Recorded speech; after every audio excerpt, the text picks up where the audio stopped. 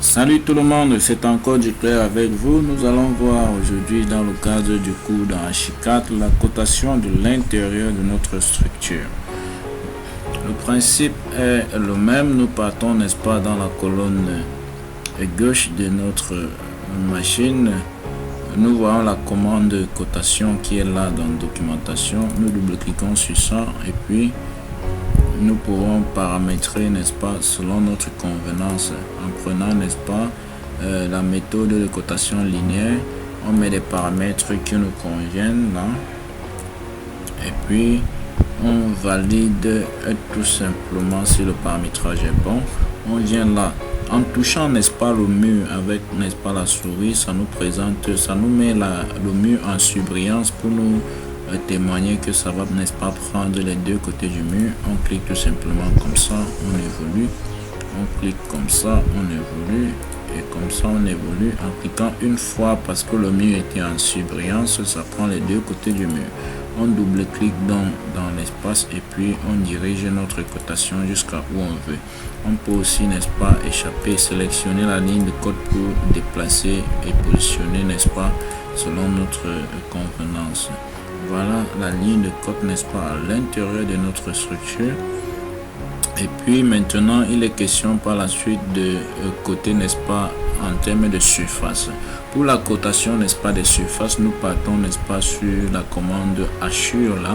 On double-clique sur la commande hachure et puis à l'intérieur, n'est-ce pas, de cette fenêtre qui s'ouvre, on peut donc changer de trame en prenant, n'est-ce pas, des couleurs blanches là et en mettant, n'est-ce pas, en sélection, en choisissant, n'est-ce pas, sans trame, l'option sans trame là, pour que ça ne masque, n'est-ce pas, notre dessin.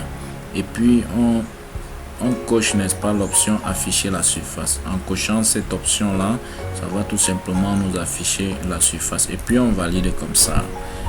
Arrivé, n'est-ce pas, sur notre dessin, nous pouvons cliquer d'un coin à l'autre ou bien en sélectionnant, n'est-ce pas, cette autre option là, on peut cliquer de coin en coin, n'est-ce pas, jusqu'à faire le tour comme ça,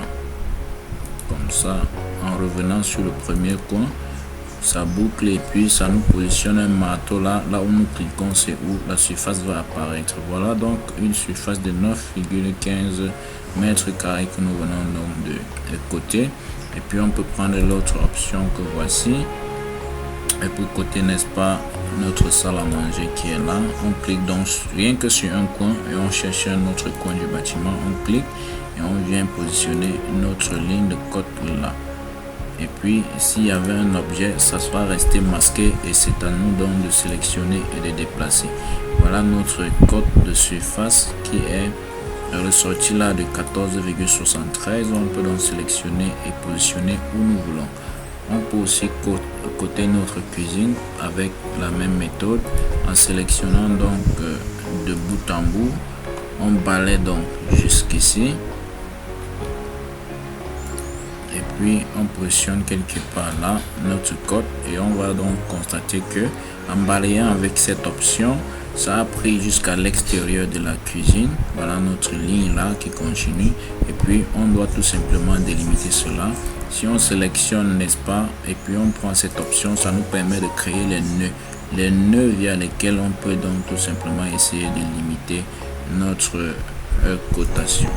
Donc je positionne là et puis je prends l'extrémité, je rabats là en prenant aussi cette option là, déplacer le nœud, je déplace ce nœud de là à notre extrémité là.